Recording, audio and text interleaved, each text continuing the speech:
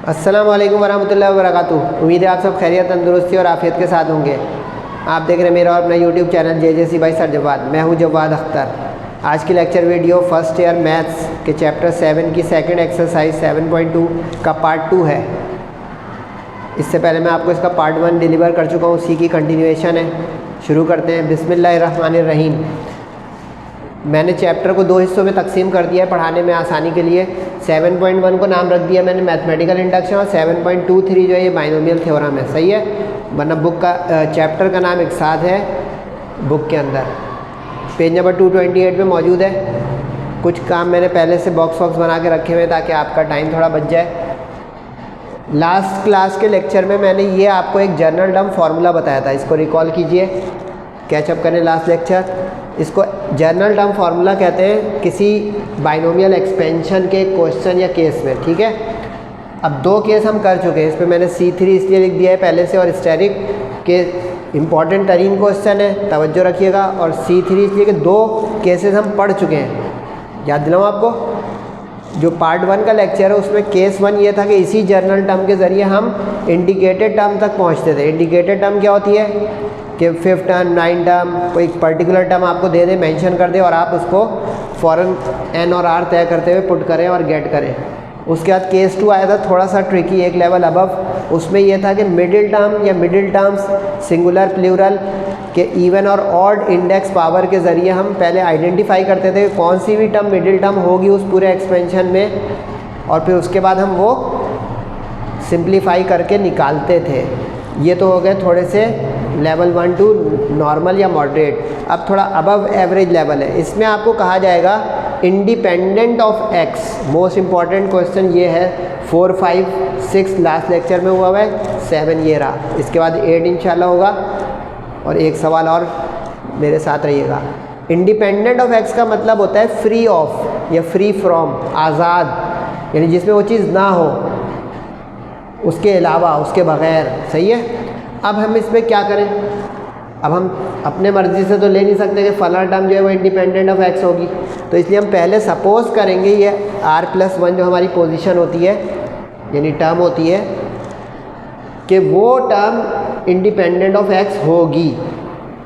इस बात को नोट करें, सही से लिखें कि हम ये सपोजिशन करेंगे, क्योंकि ये सपोजिशन आगे जाके हमें R निकलवाएगी, और R निकल जाएगा तो क्वेश्चन थ्रू हो जाएगा कि कौन सी टर्म सिंप्लीफाइड फॉर्म में इंडिपेंडेंट ऑफ एक्स है।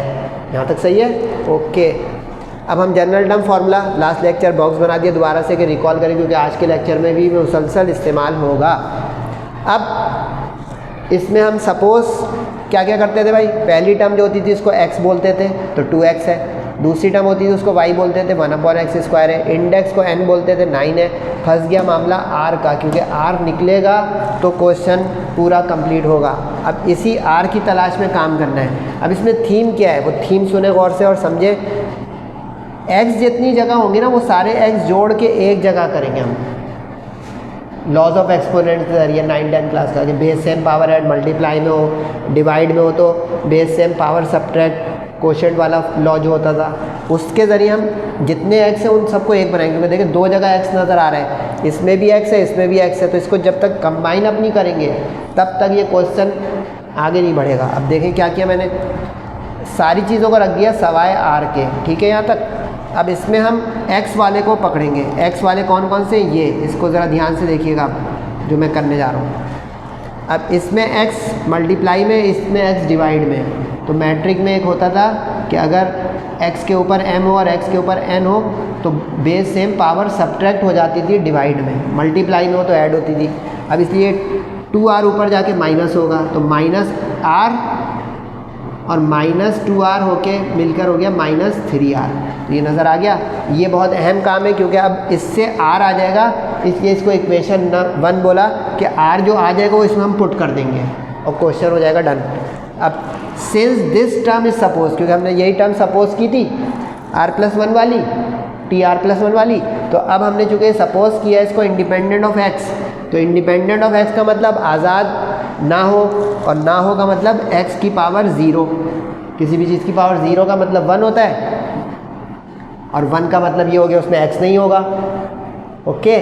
बस यहाँ पे अब सारी काम दी एंड होने में जा रहा है। अब बेस सेम है तो कंपेयर करें इंडिसेस, यानी पावर 9 माइनस 3r को 0 के बराबर लें, क्योंकि एक्स एक्स तो बराबर हो गया ना बेस में। अब 3r उधर जाके प्लस हो गया, 3 डिवाइड में जाके क्रॉस मल्टीप्लाई हो गया और r आ गया 3। देखा, ये क्वेश्चन मार्क हट गया। अब हम इसको इक्वेशन 1 में पुट करेंगे। अब पता है ना इक्वेशन 1 क्यों दिया था, ताकि अब रास्ता क्लियर। अब जहाँ जहाँ आ रहे पुट करें 3 3 3, 3 जगह था, तीनों जगह पुट कर दिया। अब ये लास्ट लेक्चर का सवाल बन गया कि सारी गिनतियाँ कैलकुलेटर चलाएं और फारिग करें। 9 और 3 का मतलब क्या था, याद है वो, ये जो कॉम्बिनेशन का फॉर्मेट बताया था मैंने आपको कि n factorial upon r factorial और n माइनस r फैक्टोरियल। दोबारा से लिख दिया, फिर भी आप लेक्चर रिवाइज किया करें। अब इसको सॉल्व करेंगे, वहाँ तक खोलेंगे जहाँ तक बड़े से बड़ा फैक्टोरियल आ जाए। तो 9 8 7 6 पे इसलिए रुक गया कि 9 माइनस 3 से 6 नीचे भी आ रहा है, तो ये हो गया ख़त्म। 2 की पावर 6 कैलकुलेटर से या दिमाग से निकाल लें, 2 2 ज़ा 4 करके, तो ये 64 आ जाएगा। और ये देखें, ये गेम थी, 3 3 ज़ा 9, 9 minus 9 is 0 which is free from x independent of x। ये चेकिंग भी होगी कि मेरा r सही आया है।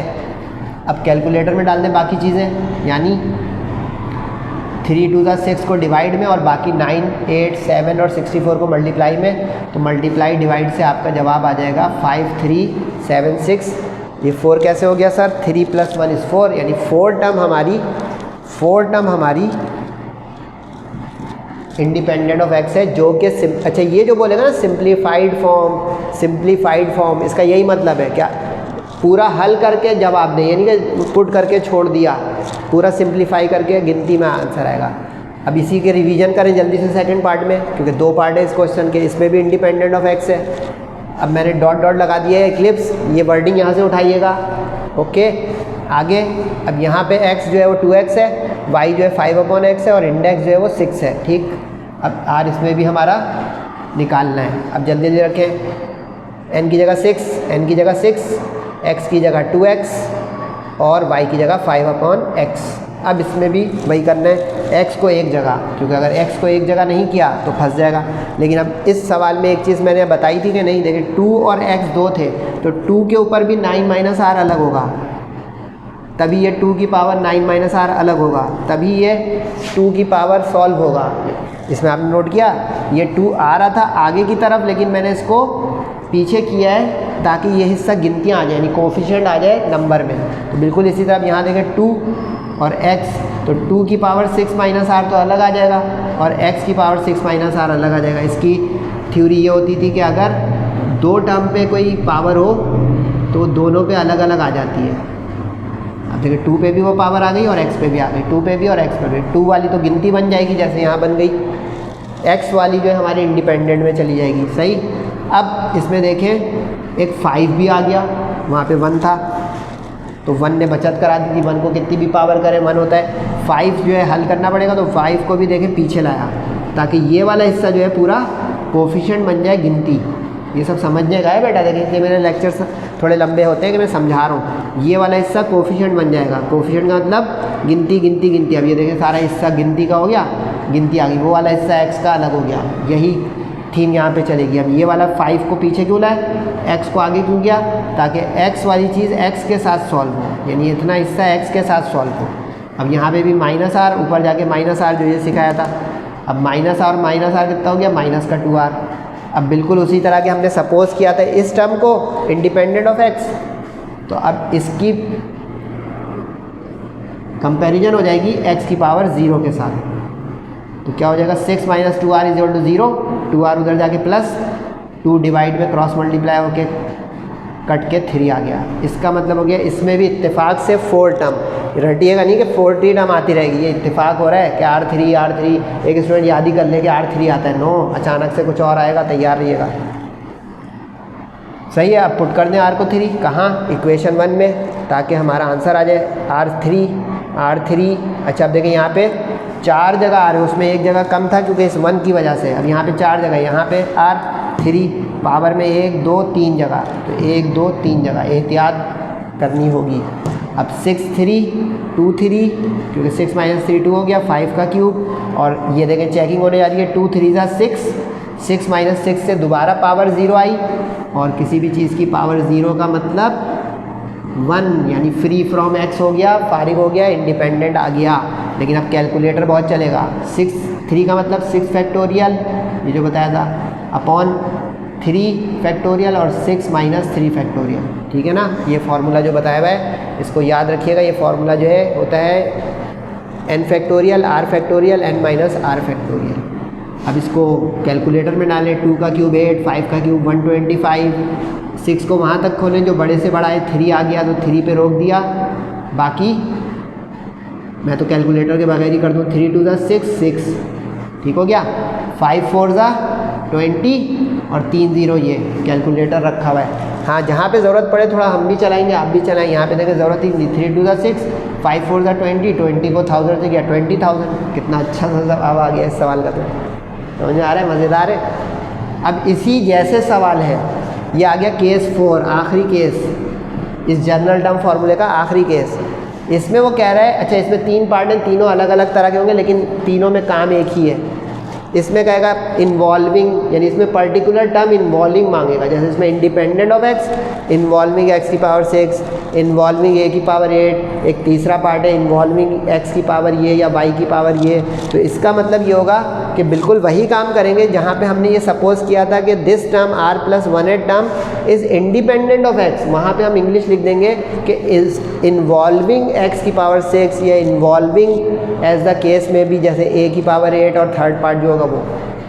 और इसके बाद जो अच्छे स्टूडेंट हैं, बल्कि सारे ही अच्छे हैं माशाल्लाह, जब यहाँ पे हम पहुँचेंगे ना कि x को अलग कर देंगे या वेरिएबल को अलग, तो उसमें जब हमने x की पावर 0 लिया था इंडिपेंडेंट की वजह से, तो हम यहाँ पे इसके बराबर लिया करेंगे जो इस सवाल में हुआ करेगा। यानी x की पावर 6 होगा तो x की पावर 6 ले लेंगे बराबर, उससे r आ जाएगा। जिसमें पावर 8 या कुछ और हो वो लेंगे तो उससे r आ जाएगा। गेम समझ में आई? तो अब जल्दी जल्दी करें मेरे साथ।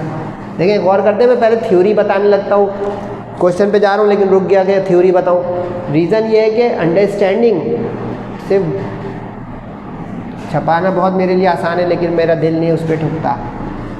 तो अब वापस आ जाए सवाल पे। अब इसमें सपोज़ किया इन्वॉल्व x की पावर 6, क्वेश्चन से उठाना होगा।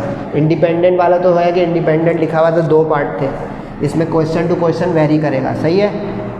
इसमें भी एक दफ़ा वर्डिंग लिख ली है, 2 दफ़ा नहीं लिखूंगा, बाकी मैं डॉट डॉट लगा दूंगा, सही। लेकिन वर्डिंग लिखना ज़रूरी है, 1 नंबर कट जाएगा, बार बार बता रहा हूँ। अब इसमें जनरल टर्म फार्मूला लिखा।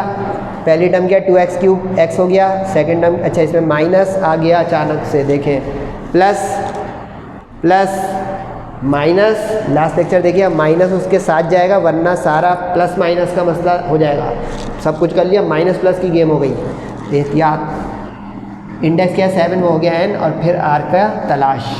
अब जहाँ जहाँ n है 7 रख दें, जहाँ जहाँ x है 2x क्यूब रख दें, और जहाँ जहाँ y है वहाँ -1/x² रख दें। अब इसमें ज़रा ध्यान रखिएगा, 1 की पावर r तो हो गया 1 फारिग, क्योंकि 1 को करोड़ बार भी करते हैं 1 होता है। लेकिन जब तक r नहीं आया आप तय कैसे करेंगे कि ये इवन आ रहा है कि ऑड आ रहा है? तो इसलिए -1 की पावर r को अलग करना पड़ेगा एक जगह। ये है noteworthy point to be noted, क्योंकि ये हमारा साइन तय करवाएगा कि आंसर प्लस का आने जा रहा है या माइनस का। क्योंकि r इवन आ गया तो प्लस का आंसर होगा, क्योंकि 2 4 6 माइनस टाइम्स में जो है प्लस हो जाते हैं, और अगर 3 5 7 r आ गया तो माइनस में आंसर आएगा। यानी ये साइन वाला हिस्सा तय हो गया इस माइनस से, तो ये पीछे कर दिया, सही है। 7r वहाँ रखा, जैसा भी बताया था 2 के ऊपर अलग अलग, x पे अलग, तो 2 की पावर 7 -r अलग है, यानी पावर ऑफ पावर। x की पावर 3 7 21 और 3 1 3। x के पर 2 था तो 2r हो गया। अब यहाँ पे इस x को एक जगह करना है। आप समझ रहे कि ना, माइनस का 1 कहाँ चला गया, माइनस इधर आ गया, ठीक। अब ये उस वक्त तक चल जाएगा जब तक कि r नहीं आए, क्योंकि ये प्लस माइनस तय करवाएगा। बाकी जल्दी जल्दी करें आप। -3r और -2r क्या हुआ, -5r। अब यहाँ पे आपको सवाल पढ़ना है कि हमें किसके इन्वॉल्विंग टर्म चाहिए, x6 के। तो अब देखें x6 के बराबर लिया, जहाँ पे लिया था ना इंडिपेंडेंट ऑफ, वहाँ अब x6 लेंगे और ये सवाल बदलता रहेगा। अब इसमें जल्दी जल्दी करें, कंपेयर करें इंडिसेस। तो अब 21 - 5r से 6 हो गया, 5r उधर जाके प्लस हो गया, 21 - 6 15 हो गया, 15 से एक स्टेप मैंने जगह की कमी की वजह से खा लिया। आप नहीं खाइएगा। 15/5 कैलकुलेटर में डालेंगे या दिमाग में तो 3 आएगा कट के, मैंने डायरेक्ट कर दिया जगह की वजह से। ठीक है जी, थोड़ी जगह यहाँ पे कम पड़ रही होगी, लेकिन मैं आपको अभी दिखा देता हूँ कि क्या मंजरनामा है आगे। देख लें भाई, ये मंजरनामा है आगे। अब फिर R3 आ गया। अब तो लग रहा होगा कि सर गलत बोल रहे हैं, रट लो। अभी चौथा पार्ट देखेंगे उसमें R3 नहीं आ रहा है। ये मत याद कीजिएगा हमेशा R क्या आएगा, बदल बदल के आएगा। ये इत्तेफाक हो रहा है कि मुसलसल 3 आ रहा है। इसका मतलब इसमें भी 4 टर्म हमारी होगी, लेकिन अब इन्वॉल्विंग X6 होगी। ठीक, अब इक्वेशन 1 याद है ना क्यों रखते हैं हम नाम, ताकि अब उसमें हम पुट कर दें। तो R की जगह 3। अब ये देखें, ये 3 जो आया ना, ये तय कर रहा है साइन खाली। कहानी समझ में आई? यानी माइनस के ऊपर आ गया आपका ऑड, तो माइनस को जब 3 बार किया मल्टीप्लाई तो क्या हुआ बच्चों, माइनस। यानी इसका आंसर माइनस में आएगा। मज़ेदार है। अगर आप मैथ्स अच्छी करना चाहते हैं तो सर के साथ सीखते जाएं। अब 7 3 कॉम्बिनेशन को खोलें। 7 को कहाँ तक खोलें, 4 तक, ताकि 4 4 कट जाए। अब तो समझ में आना शुरू हो गया माशाल्लाह। बाकी 7 - 3 यहाँ पे रखा, R की जगह 3, और 5 3 = 15। लेकिन चेकिंग होगी अब, जैसे वहाँ पे चेकिंग हो रही थी 6 6 0 हो गया था, इसी तरह यहाँ पे चेकिंग होगी कि जो चाहिए ना वो बचेगा। ये चेकिंग हो जाएगी मेरा R सही आया हुआ है। अब देखिए 5 3 = 15, 21 - 15 कितना होता है, 6। यही सवाल था कि 6 चाहिए, लेकिन वो चाहिए वाला आ गया। बाकी कैलकुलेटर में डाल दें, मैं नहीं डाल रहा। 3 2 = 6 कट गया। बाकी 7 5 = 35, 35 16 = 560। X6 is the required term involving X6। Okay, अगला पार्ट आप लोग खुद कर लेंगे क्या, फिर भी देख लें जल्दी जल्दी। अब A8 मांग रहा है। अब हम लोग X के आदी हो गए थे, अचानक से उसने वेरिएबल ही को चेंज कर दिया, देखने के लिए कितने बच्चे रटते हैं, रटने वाला। अब देखो A² और -1/², सिर्फ ये देख रहा है आपका लेवल, और मुझे उम्मीद है आपका लेवल अच्छा होता जा रहा है माशाल्लाह। अब यहाँ पे वही काम करें जल्दी जल्दी। A² हो गया X की जगह, -1/A² हो गया Y की जगह, इंडेक्स बड़ा है 12, और हमारा फिर R की तलाश। अब इसमें भी वही काम करना है। माइनस के 1 की पावर R को साइन के लिए अलग कर देंगे पीछे, यानी देखिए रिवीजन शुरू हो जाता है, तेज तेज कर लिया करें। 12R 2 12 = 24, power of power is multiplied, 2 1 = 2। Minus पीछे जा चुका है, तो अब A² का सिर्फ हो गया 2R = 2R। अब इसमें A को एक तरफ करेंगे, सही है भाई, इसमें A को एक तरफ करेंगे, तो अब -2R और -2R मिलकर हो जाएगा -4R। पता है ना, उलटने में साइन बदलेगा, तो ऊपर भी गया -2R, तो -4R हो गया। अब इसको हमने सपोज किया था टर्म इन्वॉल्विंग A8, तो अब इसको A8 के बराबर ले लेंगे। कहानी समझ में आई? अभी भी आप लोगों को नज़र आ रहा है कि नहीं? अब 8 ले लेंगे तो कंपेयर इंडिस किया, 24 - 4R को 8, 4R उधर जाके प्लस हो गया, 8 उधर आके माइनस हो गया, 16 से 4 कट के 4 आ गया। इसका मतलब देखा, R बदल गया ना, 3 3 3 याद कर रहे थे हम लोग। अब इसका मतलब हुआ 5th टर्म जो हमारी होगी 4 + 1 से, वो इन्वॉल्विंग A8 होगी। अब जहाँ जहाँ R आ रहा है वहाँ रख दें 4। अब सीखे देखें, -1 के ऊपर 4, अब देखें इवन आ गया। अब -1 पे इवन आ गया, तो इसका मतलब है माइनस को 4 दफ़ा करेंगे तो प्लस हो जाएगा। सीखा, एक सवाल में माइनस आया था माइनस में, और एक दफ़ा प्लस आ गया प्लस में। सीखने के लिए अच्छा है, वेरी गुड। अब 12 4 को कॉम्बिनेशन का खोलें, कहाँ तक खोलें, 8 तक, क्योंकि 12 - 4 नीचे 8 हो जाएगा, 8 वाला कट जाएगा। बाकी इसमें थोड़ी बड़ी गिनती आ गई, इसमें कैलकुलेटर चला लें आप लोग, क्योंकि कोई कट भी नहीं रहा है। 4 3 = 12, हाँ एक कट जाएगा, 4 3 = 12। बाकी कैलकुलेटर में डाल दें, 11 10 9 और नीचे 2, तो आपका आ जाएगा 495। और चेकिंग की, 4 4 = 16, 24 - 16 = 8। Automatic check. ये मैं चाह रहा हूँ कि आप लोग सिर्फ मेरे साथ गाइड बुक नहीं बनाएं, कहें कि यार ये तो मज़ेदार मैथ से टाइम लगाएं तो हम भी माशाल्लाह बहुत अच्छे स्टूडेंट बन सकते हैं। जाइएगा नहीं भाई, एक सवाल, ये 2 और क्वेश्चंस देख लें। एक क्वेश्चन नंबर 8 का 3 पार्ट रह गया था, वो देख लें। इसमें कहा जा रहा है coefficient of x, coefficient of x। अब हम तसव्वुर करेंगे वही उसी तरह, सपोज जैसे 2 पार्ट में किया था क्वेश्चन 8 के, कि R + 1 r+1 टर्म हमारी है जिसके ऊपर कोफिशिएंट ऑफ x होगा, सही है। General term in the expansion formula याद हो गया आप लोगों को। अब यहाँ पे फर्स्ट टर्म है x², x हो गया, y हो गया a²/x और इंडेक्स है 5, r का मसला रह गया। ठीक, पुट कर दें वैल्यूज़, n की जगह 5, x की जगह x² और y की जगह a²/x। अब इसमें भी x को अलग करेंगे तभी उसका कोफिशिएंट आ सकता है। तो पहले इसमें देखें 2 5 10, 2 1 2 और 2r का 2r हो गया। अच्छा, इसमें a गिनती के तौर पे क्योंकि x वेरिएबल है, लास्ट जो क्वेश्चन किया उसमें दोनों x a थे, सॉरी लास्ट क्वेश्चन जो था उसमें दोनों a थे, इसका मतलब a वहाँ वेरिएबल था। जब a और x या a और y या a और z हो तो उसमें वेरिएबल x y z होंगे, a कोफिशिएंट या गिनती का काम करेगा, सही है। ये नोट करें साइड पे, यानी a यहाँ पे कोई नंबर या कांस्टेंट है। तो ये आपको ना लगे दो वेरिएबल का सवाल हो गया, नहीं।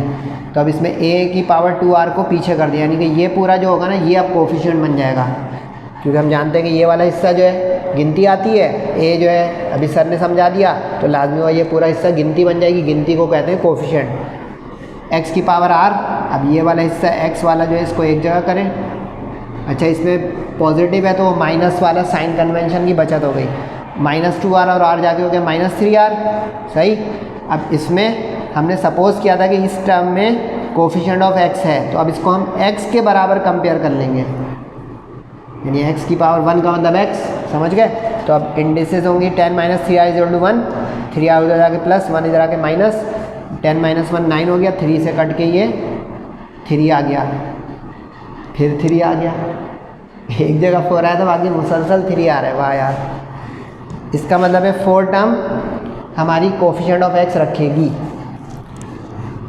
अब रख दें इक्वेशन 1 में जहाँ जहाँ r आ रहा है 3, तो यानी 3 + 1 4 टर्म, 3 3 3, सही। 5 3 का मतलब समझ में आ गया, 5 फैक्टोरियल 3 फैक्टोरियल 5 - 3 फैक्टोरियल 2 3 = 6, और यहाँ पे चेकिंग हो गई 10 - 9 1 आ गया ना, चेक हो गया कि ये x हो गया। अब 5 को वहाँ तक खोलें जो बड़े से बड़ा है, बड़ा से बड़ा क्या है 3, तो 3 पे रुक गए तो 3 3 कट गया, 2 फैक्टोरियल क्या होता है 2, तो यानी इसको समझे 2 1 2, तो 2 कैलकुलेटर चलाने की जरूरत ही नहीं है, 5 2 10 आ गया, a 6 आ गया। ये आंसर नहीं है, ये आंसर नहीं है, लिखे हैं सही से, उसने कोफिशिएंट मांगा है। पेट के 1 2 में हमारा आंसर था वो, क्योंकि वो कह रहे थे इन्वॉल्विंग x की पावर 6, इन्वॉल्विंग a 8, यहाँ पे कोफिशिएंट मांग रहा है, तो कोफिशिएंट सिर्फ ये है। गौर से देखें मैंने आंसर क्या लिखा है, the coefficient of x in the given expansion is 10a की पावर 6। एक छोटी सी भूल से पूरा 1 नंबर खा जाएगा टीचर बोर्ड का। तो ये देखें टाइम लगा लेकिन फ़ायदा हुआ, कोफिशिएंट ऑफ। अच्छा, एक चीज़ बता दूं आखिरी सवाल का आने से पहले, हम लोग अब इतने सारे सवाल मुसलसल देख रहे हैं, x आ रहा है x आ रहा है, अचानक से y आ सकता है, ध्यान रखिएगा y आ जाएगा तो नो टेंशन। y का कोफिशिएंट कंपेयर कीजिएगा, y के साथ पावर कंपेयर कीजिएगा, थीम यही रहेगी, साइड पे लिख लीजिएगा कि y भी वेरिएबल हो सकता है। ये एक मुनफरिद सवाल इस एक्सरसाइज का कभी आया तो नहीं है, बुक पिछले साल बदली है, लेकिन पुरानी जो बुक मैंने पढ़ाई है कई सालों तक उसमें भी ये क्वेश्चन था, लेकिन ये आया नहीं है। फिर भी इसलिए करा रहा हूँ कि ये कुछ कॉलेज प्रीलियम में आता रहा है, तो इसको अहमियत दें इस सेंस में कि क्या पता आ जाए सरप्राइज़। अच्छा, क्वेश्चन नंबर 9 आप देख रहे होंगे नहीं कराया, क्योंकि वो यस और नो वाला सवाल है। यस और नो वाले सवाल जो है वो MCQs होते हैं या अननेसेसरी होते हैं। उसमें यही पूछ रहा है कि इसमें इंडिपेंडेंट ऑफ x टर्म होगी या नहीं होगी, या इन्वॉल्विंग टर्म होगी या नहीं होगी।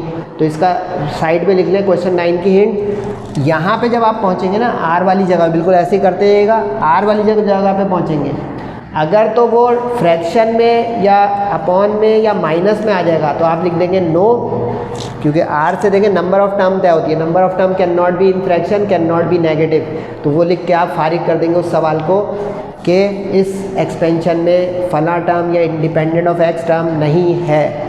तो क्वेश्चन नंबर 9 की साइड पे लिख लें, बता दिया कि क्वेश्चन नंबर 9 में MCQs या यस नो का सवाल है। तो इसमें अगर r ऐसा आ जाए जो रियल नंबर ना हो, यानी नेगेटिव हो या फ्रैक्शन हो, तो आप कह देंगे नो।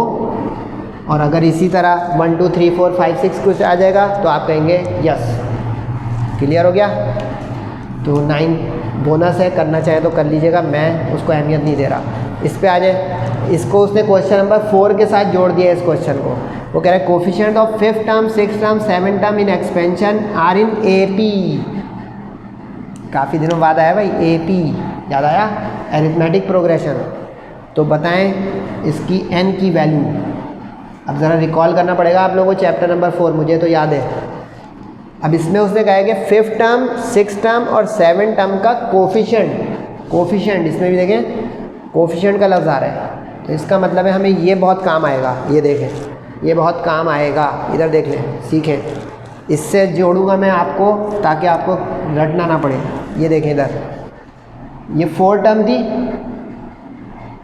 तो देखें 4 टर्म में यहाँ पे क्या आया हुआ है 5 3, यानी जो टर्म होती है उसका R एक पीछे चलता है, समझ गए। ये बहुत कीमती बात बता रहा हूँ। जो टर्म होती है R उसका एक पीछे चलता है, ठीक है। अब यहाँ पे इसी तरह आ जाए। अब 5th टर्म तो इसमें 4 आएगा, समझ गए, यानी 5 - 1।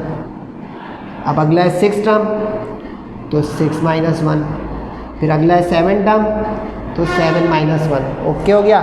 n तो रिक्वायर्ड है ना, n तो हमें निकालना है, n तो है ही नहीं ना, सही है। अब इसको थ्योरी में रख दें। थ्योरी क्या थी? थ्योरी ये थी कि कॉमन डिफरेंस सेम होता है एरिथमेटिक प्रोग्रेशन में। कॉमन डिफरेंस क्या था? अगली टर्म में से पिछली टर्म का माइनस, यानी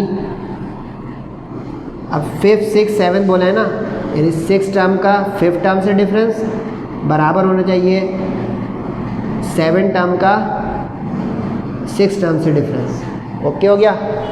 अब पुट कर दें, यानी common difference next term minus previous term. अब पुट करके सिर्फ सिंप्लीफाई करना है, n5 n4 n6 n5। अब 2 जगह आ गया n5 n5, तो इसको इधर ले आए, प्लस हो जाएगा, प्लस हो गया तो सेम और सेम 2 हो जाएगा ट्वाइस। ये उधर जाके 4 वाला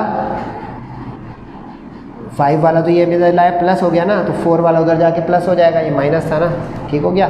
तो ये 1 और 1 होता है 2, ठीक। अब इस पर फैक्टोरियल खोल दें, जो मैंने यहाँ पे फैक्टोरियल खोलना सिखाया हुआ है। अब 2 के साथ n5 है तो n factorial, 5 factorial, -5 factorial, n और 6 n और 4 को भी उसी तरह खोल दें। अब यहाँ पे ज़रा एक समझने की बात आ रही है, वो संभालें तो ये क्वेश्चन हो जाएगा एंड, और आज के लेक्चर भी हो जाएगा एंड। तीनों की तीनों टर्म्स में n फैक्टोरियल है, सही है, क्योंकि n फैक्टोरियल से जान छोड़ाएंगे ना तो ये n आएगा, वरना ये फैक्टोरियल के फंदे में हम फंस जाएंगे। फैक्टोरियल से निकलना है। ऊपर तो क्लियर है कि n फैक्टोरियल है, तो अगर मैं इसको डिवाइड बाय n फैक्टोरियल कर दूं तो ऊपर का तो कट जाएगा, लेकिन नीचे वाले फैक्टोरियल को क्या करूं, 1 2 3 4 5 6 जगह लगा हुआ है। अब इसकी टेक्निक जो बता रहा हूँ नोट कीजिएगा अपनी कॉपी पे। इसमें सबसे छोटा ढूंढें, सबसे छोटा 4 है, सबसे छोटा, सही है। तो अब 5 को भी 4 तक खोल के रोक दें, 6 को भी 4 तक खोल के रोक दें, तो 5 हो गया 5 × 4, 6 हो गया 6 × 5 × 4, क्लियर। अब इसमें कॉमन देखें, इसमें भी आ गया n4, इसमें भी आ गया n4, इसमें भी आ गया n4। इससे मल्टीप्लाई कर दें दोनों तरफ उल्टा करके, यानी 4 फैक्टोरियल को ऊपर रख के और n फैक्टोरियल नीचे, तो क्या होगा 4 4 4 कट जाएगा, n कट जाएगा, यानी ये कह रहा हूँ। करना नहीं है, रफ वर्क है, क्योंकि वो ऑब्वियस है कि वो कटेगा, क्योंकि हर टर्म में फिर लिखना पड़ जाएगा ना, बीच में plus b is equal to b है। तो ये देखिए अब बचा क्या, यहाँ पे 2 बचा, 5 बचा, यहाँ पे कुछ भी नहीं बचा तो 1 बचा, 6 5 बचा, वहाँ पे कुछ नहीं बचा तो 1 बचा। लेकिन अब 3 फैक्टोरियल बच गए, ये वाला और ये वाला। अब इसका क्या करें, अब इसमें सबसे छोटा ढूंढें, n-6 मिल गया आपको सबसे छोटा, तो अब हर एक को वहाँ तक खोलें। 5 से एक छोटा क्या होता है -6, तो -5 -6, 2 और 5 अपनी जगह है, सही है, ये अपनी जगह रहा क्योंकि 6 सबसे छोटा है। 4 को खोलें, 4 फिर 5 फिर 6, -4 -5 -6, ये तो पता चल गया ना, फैक्टोरियल में एक एक कम होता है, तो -4 से एक कम -5 से एक कम -6, समझ गए। अब ये अगर समझ में आया तो देखें फैक्टोरियल से जान छूट गई, क्योंकि अब हम n-6 फैक्टोरियल से थ्रू आउट मल्टीप्लाई कर देंगे, नतीजा क्या होगा आपके सामने, इसमें भी कट जाएगा, इसमें भी जो बचा। अब ये मैट्रिक का सवाल बना दिया मैंने आपका, करें या ना करें, क्योंकि सारे फैक्टोरियल हट गए तो एलसीएम 30 इंटू दिस, ये अपनी जगह सही। यहाँ पे n-5 से n-5 कट जाएगा क्योंकि मल्टीप्लाई डिवाइड है। 5 से 30 कट जाएगा, 6 हो गया। बाकी आप कैलकुलेटर चलाएं या दिमाग, n इंटू एन स्क्वायर यानी मल्टीप्लाई कर दें। 4 5 ज़ा 20, 30 अपनी जगह, 2 अपनी जगह और नीचे बचा 6, तो 6 1 ज़ा 6, 6 4 ज़ा 24। क्रॉस मल्टीप्लाई कर दें, 2 6 ज़ा 2, 24 ज़ा। क्वाड्रेटिक इक्वेशन एक बन गई। n स्क्वायर -9n, 12 उधर जाके माइनस, 48 उधर जाके प्लस। 48 और 50 होता है 90। मिडिल टर्म ब्रेक हो रही है, आती है ना भाई आप लोगों को मिडिल टर्म ब्रेक। 14 और 7 फैक्टर्स बन गए क्योंकि -14 और -7 से हो जाएगा -21 और -14 इंटू -7 से हो जाएगा प्लस का 98। मल्टीप्लाई करें तो किनारा आ गया, ऐड सब्ट्रैक्ट करें तो मिडिल आ गया। अब शुरू के 2 में से कॉमन लें, आखिर के 2 में से कॉमन लें और सवाल को कर दें ख़त्म। 2 फैक्टर्स 2 आंसर। क्या था सवाल? Find n। बहुत सीखने वाले ये सवाल है, इसको गौर से देखिएगा, फीडबैक दीजिएगा। इंशाल्लाह अगली exercise 7.3 long question section C की है, वो भी इंशाल्लाह शुरू करेंगे जल्द। सेहत और ज़िंदगी के साथ है। तब तक अपना और सबका बहुत ख्याल रखिएगा। तब तक के लिए अस्सलामु अलैकुम वरहमतुल्लाहि वबरकातुहू।